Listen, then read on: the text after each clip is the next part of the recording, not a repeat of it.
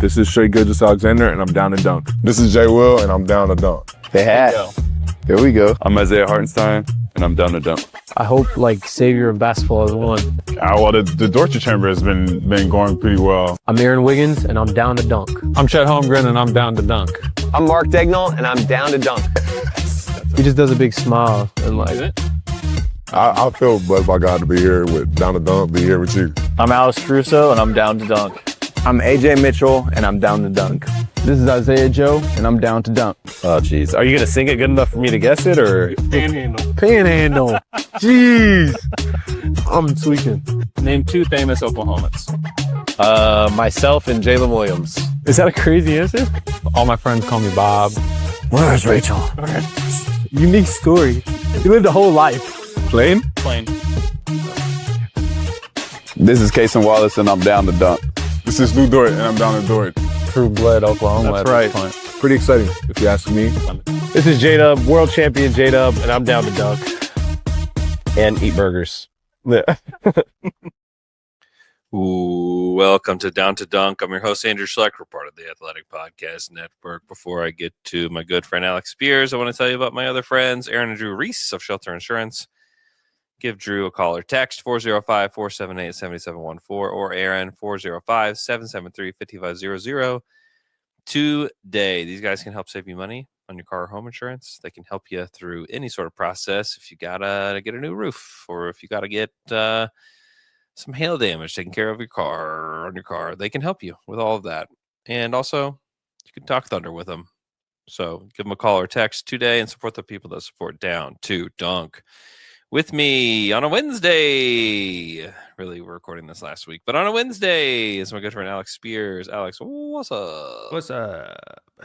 We are going through more of these questions from R-Thunder. Appreciate you guys. This one from Dysentery Gary, which I think is a Blink-182 song, right? That is true. Yeah, I guess that's where that comes from. Dude Ranch, I believe. Hey, Andrew, love the podcast. How do you feel about the team's chances of winning the title this time last year compared to the team's chances this year? In other words, do you feel confident? Did you feel confident around this time last year that they could win it all? And do you feel the same way now or not feel the same way? That's an interesting question. I'm going to look up the standings on this day. I think they had the same record, by the way. They did, but I wonder if oh wow. Okay. So December 31st, 2024. OKC was 27-5. Do you remember who the second seed was? No. Memphis. Oh, weird. Remember that? Yeah, I do remember Memphis being really good. And then Houston, and then Dallas, and then Denver was 18-13 at that time. Well, Denver had such a weird year last year with everything going on in the front office and the ownership group and the coaching staff and all of that. I mean, we kind of forget that they had a major overhaul that happened in the season because things were in such disarray. And Jamal Murray was not very good to start the year. There's just a whole host of things that just kind of went wrong for them. What's funny is at that time, I'm sure we were still thinking about Denver, but we were probably more focused on Dallas because we had just come off of a playoff loss to Dallas. Yeah. And so all the focus was on Luka and their bigs. And then within, a month and a half? That was evaporated. Yeah. That entire point of conversation. So, we have to be more confident now. Yes, just because we've seen them do it. And there's no Boston who had just won the title. True. Well. Actually, that's a great point because I remember even up until the playoffs, I think I still picked Boston to win it all. Yeah.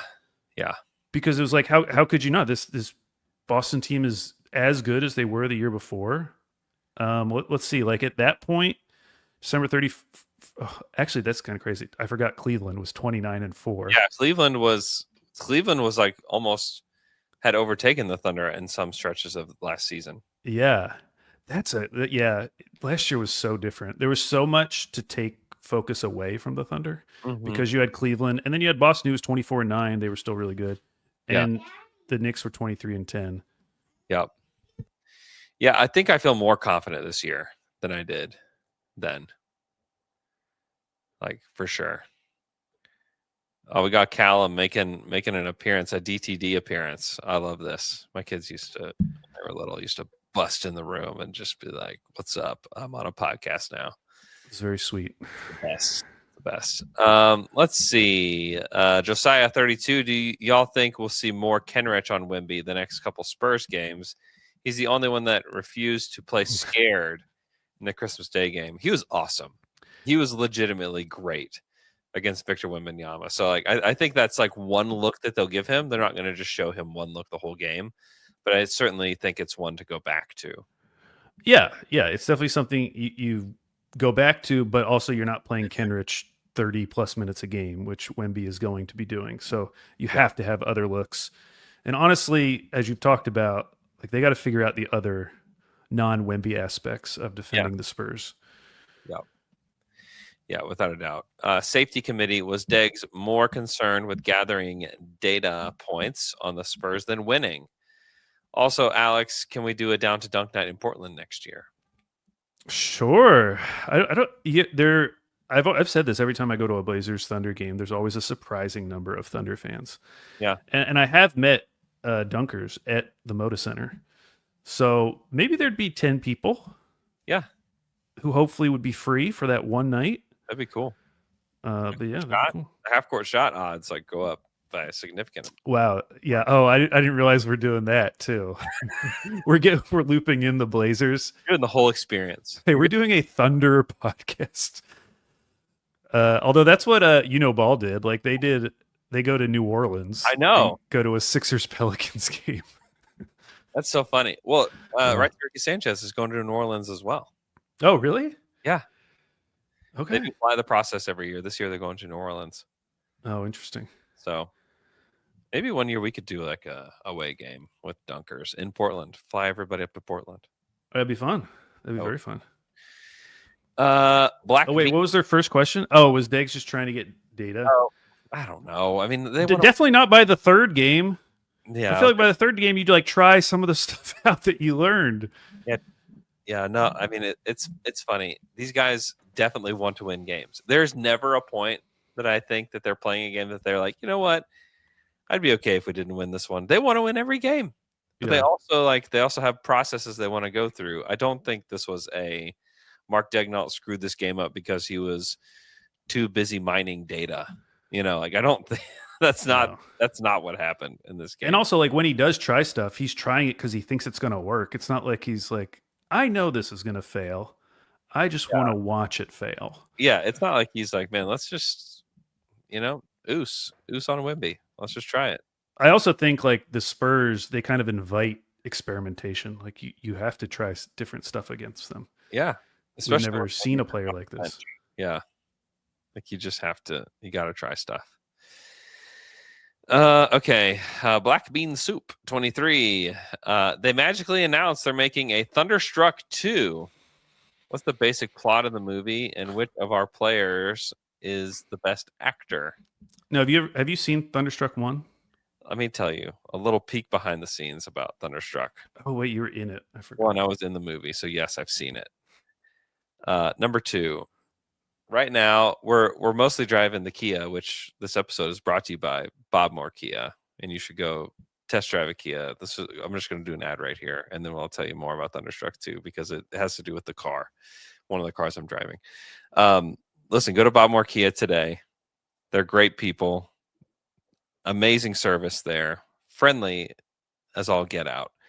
You can get a 2025 Kia Telluride SX Prestige X Line, 0% for 60 months.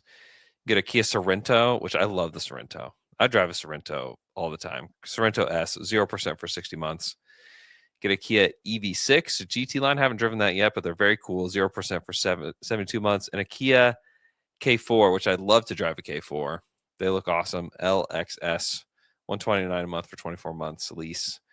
Go check those out today. The people at Bob Moore Kia are amazing. They support the people and go support the people that support Down to Dunk. Okay, so we have the movie Thunderstruck on DVD, and my Tahoe that has basically become the vehicle that I drive has a DVD player in it. And the movie Thunderstruck has been in the Tahoe for probably 6 months now. So anytime the kids are in the Tahoe with me, we are watching Thunderstruck. And so it's not all the time. We're mostly driving the Kia, but they're sometimes in there. And we watch it so much in the car that the kid who gets KD's powers, his name is Brian Newell. Okay. My kids call the Tahoe the Newell Mobile. Wow.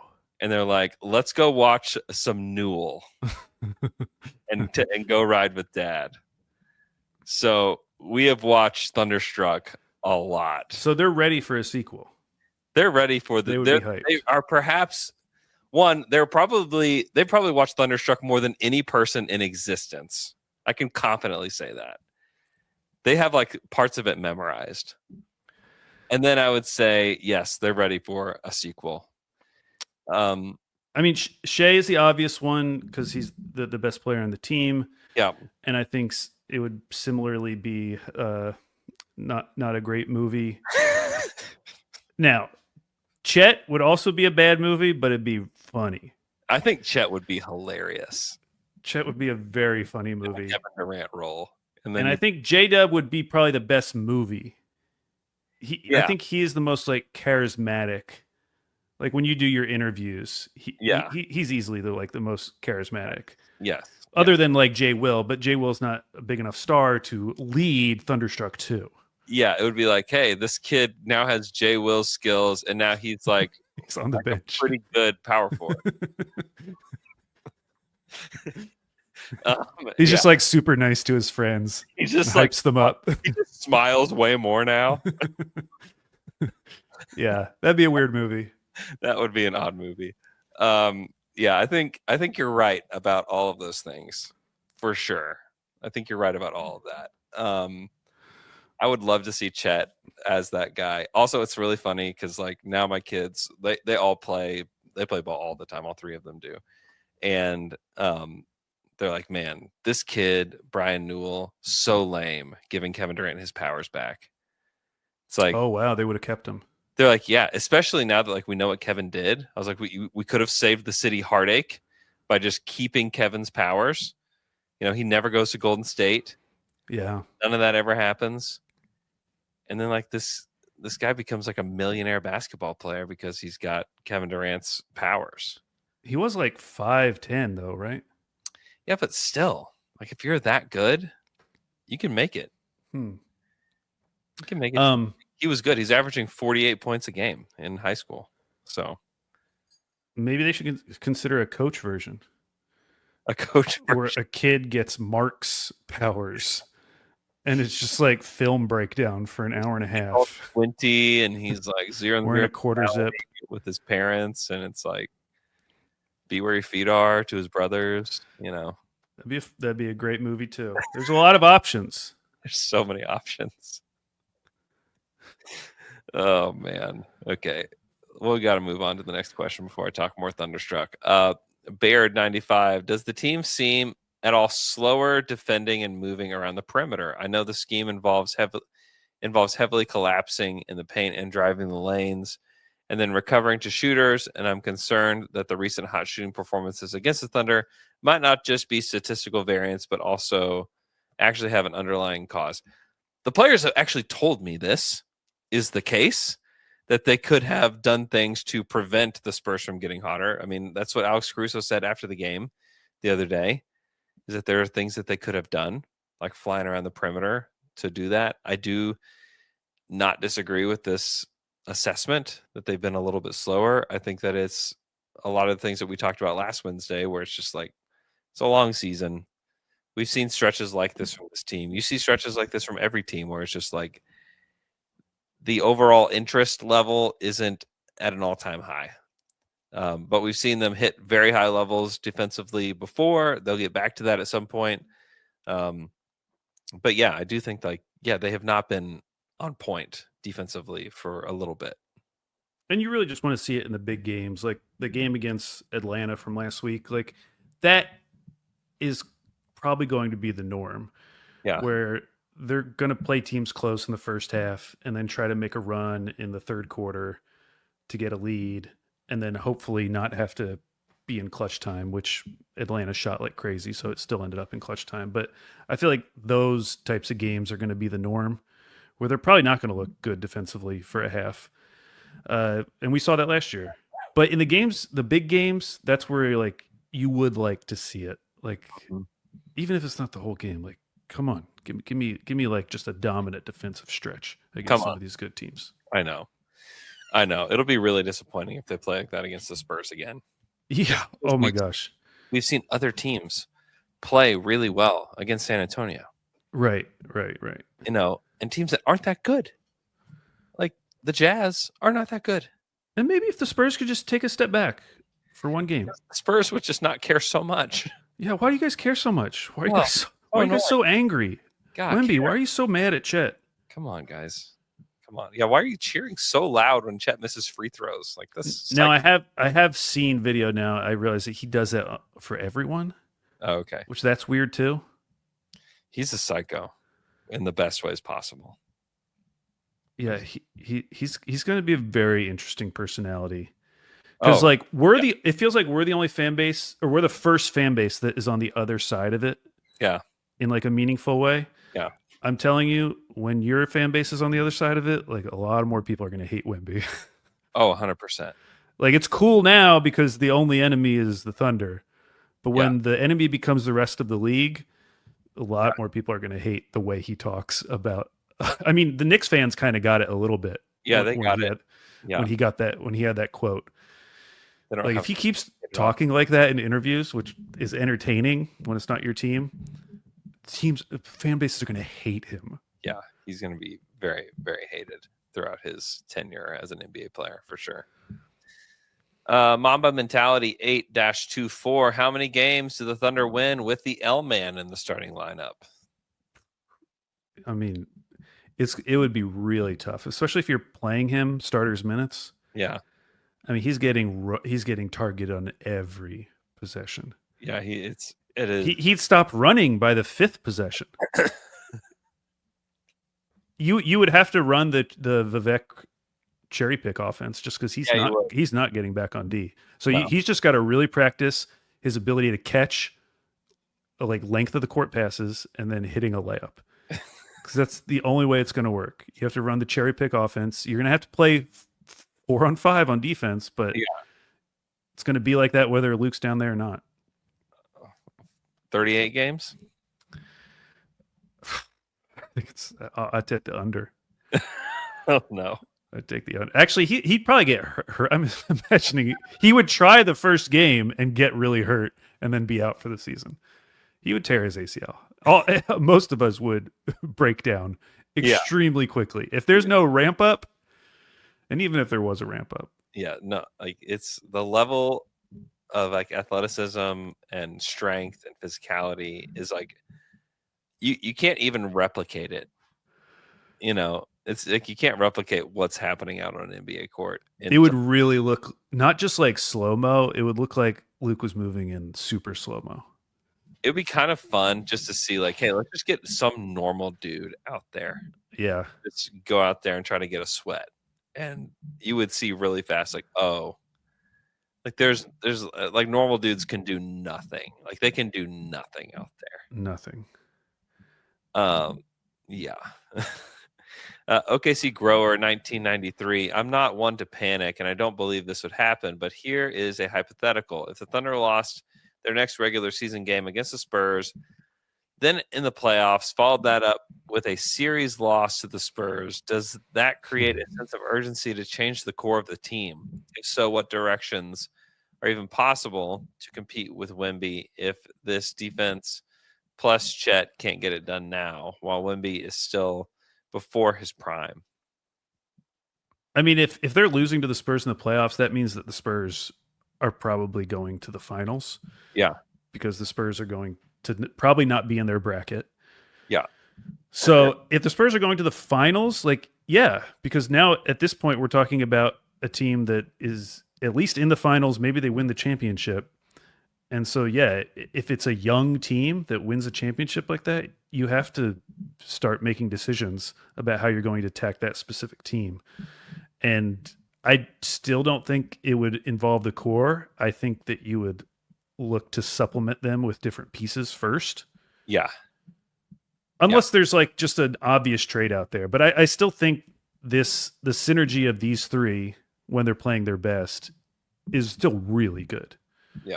But I could imagine other ancillary pieces that would make this team a better matchup for the Spurs. Well, and like we don't know who they're getting in the draft as well. Yeah. Like that's a piece of the puzzle where like not even that they're getting a top 3 pick, but even if it's a guy that's like at 8 or something. Yeah.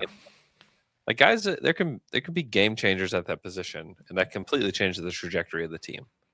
Yeah, even if you like not Case and Wallace, that actual archetype, but if you got a player that was as impactful as Case and Wallace at the 8th pick, I mean that's massive because now you're getting that value of having another really good role player on a rookie scale deal.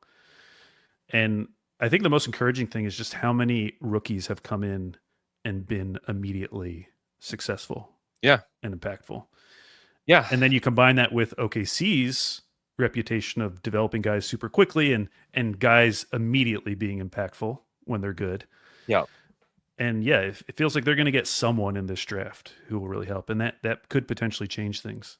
Yeah. And they also have Topic and Sorber as well, who are guys that can impact the team in different ways. You know, like we just don't, there's just a lot of unknowns, you know, with it. It's funny because like this team like feels so established, but also like, let's say that they lose to San Antonio in 7 games in the conference finals. Like they're not doing anything to this team. They are still a young team. Like they are still a really young team that's developing. Like J-Dub and Chet are not ultimately who they're going to be. Shea is still getting better every year. Case and Wallace is getting better. We haven't seen them with, you know, AJ's getting better. We haven't seen them with Topic. We haven't seen them. There's just so much out there for them that's within the walls of the organization that I just don't think that they'd immediately be like, well, we got to go get somebody else now. You know, like it's. The other thing about that hypothetical is it doesn't factor in Denver, which like, what if OKC beats Denver in the playoffs, but then lost to the Spurs? Like, yeah, or if the Spurs beat both Denver and OKC, that's a totally different scenario as well. Yeah. Yeah. I still have a hard time believing they would actually do anything to the core of the team. I would agree. I do not think they're breaking up this 3. Yeah. I mean, imagine like San Antonio lost, you know, like they never won consecutive titles. Yeah. You know, with Duncan, Ginobili, and Parker. But they never were just like, oh, time to break it up because we lost in the playoffs to somebody. No, they like came back and they won it the year after. So, like, would you say that like they should have broken up that core? Like the Thunder have a proven championship winner, like a proven team that can win the title. Like you never break that up. And they still made moves around those, like making the move to trade George Hill. Yeah. For the 15th pick, which was Kawhi. Yeah. Like that was like their big move.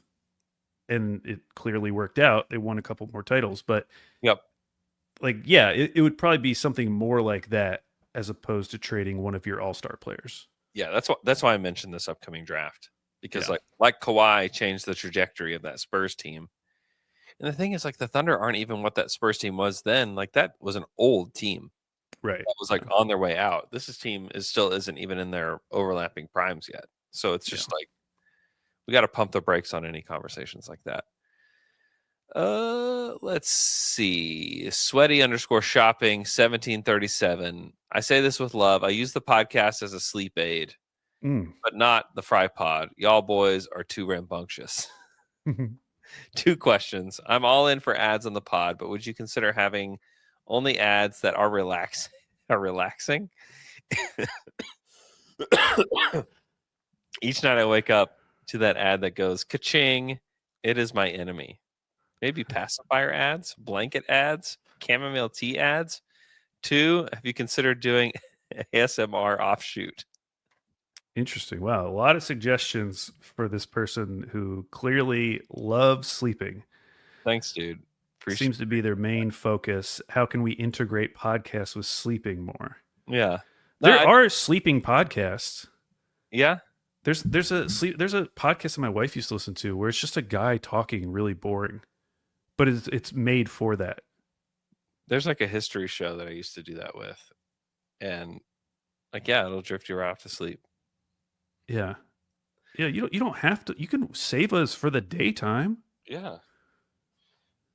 I guess we're just relaxing to him. That's fine. Like I get that. I get that. I don't take it as an insult at all. Not at all. Let's see. Maybe one or two more before we get out of here. Let's see. Okay, Benny Gunny. How much do you think Kaysen Wallace, take some wallets, is actually going to get in his next contract? He hasn't really developed an offensive game, and his three is really streaky. I think people overrate how much he is going to get, and I could see him getting around 12 to 18 million a year. Also, if Hartenstein leaves after this year, what would you think of a deal that would send the Clippers their pick for Zubats? Sincerely, David and Tom. One case is going to make a lot more than 12 million for sure. He's probably going to get around the 20 to 25 million a year, would be my guess. Yeah, like Dyson got 4 for 100. Yeah, that seems reasonable. He was the steals leader, wasn't good as an offensive player, although he's better. He's better. Yeah, he had a good offensive year last year. Probably better than what Kaysen is having this year. So, yeah, like he was 14, 6, and 4.5 assists. Yeah. Yeah, he's a better facilitator for sure. Offensively, he was better this year. He stinks. And the other thing going for him is he's 6'7". He is. Yeah, he's huge. He can guard a lot. Rebounds the ball. Yeah. I mean, he's averaging 6.5 rebounds this year. So I don't think Kaysen can get to 25. If he's like 4 for 80, like, would that be shocking? I'm trying to think of a comparator. Who's like a good comparison for Kaysen? That's like a smaller. I mean, Lou. Yeah. But I don't know about guys that had just gotten paid. I mean, Dyson is like the one that's recently gotten paid, where it's like he's a defensive specialist kind of guy that like just got paid. Yeah, like they mentioned 12 million. Like that's what Davion Mitchell made. Yeah, and Davion is smaller, and he bounced around. Like he's doing great for the Heat this year. Like he's a good player, but it took him a minute, to figure it out. And Davion is older too. Like this is year 3 for Kaysen, and he is like just now the age that Davion was whenever he was drafted. But yeah, I think he's going to make 20 to 25, like somewhere in there, just depending on what his agent is able to get. And then the Hartenstein deal, like my guess is that it's more likely that Hartenstein comes back than it is that they trade for Zubats. And like that pick, Zubats is a good player, but I would want to, whatever it is, the 8th, 9th, 10th, 12th pick or whatever. Like I'd rather have that than Zubats for this particular team. Just because I don't think, I don't know. And the Zubats hasn't been awesome this year either. So I just don't know. I wouldn't do that. For sure would not do that. Yeah. Maybe I'd feel differently at the end. I mean, he is on a very nice deal. Like he maxes out at 20 million in his final year. He has 2 years after this. I guess it's like 21 million. That's a very fair deal. Yeah. But I think if you can get Hartenstein around that range, I would prefer to just bring Hartenstein back. Yeah, for sure. Let's see. Okay, 2 more. Dog mentality _R. What do you think of Zachary Risachet for Oos and a late first round pick? I get the idea of Ricochet, the theoretical idea, but he brings the quality that I do not want with any more Thunder players, which is streaky shooting. He's such a streaky shooter. He was a streaky shooter coming into the draft. He goes through periods where he'll be really good for like a month and then will just fall off a cliff. I don't know. Like you could definitely sell me on him because he does a lot of things you would want a Thunder role player to do. Yeah. He's got size. He's got size. He plays defense, but I just don't know if I can do another streaky shooter. Maybe if you think you can fix him, if you think he can be fixed, but this team is full of streaky shooters. I know. Kiwi can't Reddit. Who on this beautiful roster gives the best interviews, content-wise or just good entertainment-wise for you personally? Aaron Wiggins has like risen to the top of this list for me. He's awesome. He's also like super down to earth, easy to talk to. AJ Mitchell's like that as well. AJ's great. Isaiah Joe's awesome to interview like that as well. Jay Will is like that. Kenrich is like that. Of like the stars, it's Dub first, and then like Shea is pretty good when I get him in like an interview setting. He's pretty good, and then Chet's getting a lot better as well. But like at the top of the list, it's probably like Wiggins, Jay Will, J Dub, and AJ are like around there for me. But yeah, most of the guys are not hard to talk to. Hardenstein's great, Caruso's great, like everybody's awesome. But like those are probably the guys I would put toward the top of the list as far as interviews go. Okay, Al, thanks for doing this Reddit mailbag, 2 Reddit mailbags with me this week. We will be back on Friday with the normal Fry Pod, so appreciate you guys listening. We did pre-record these, so if you're wanting analysis on these games that happened earlier this week, they're not there, but they will be on the OKC Dream Team podcast, which will have fresh shows there. So if you want that, go check those out. Hope everybody's having an awesome day, and we'll talk to you guys again on Friday. Until the dawn, until the dawn.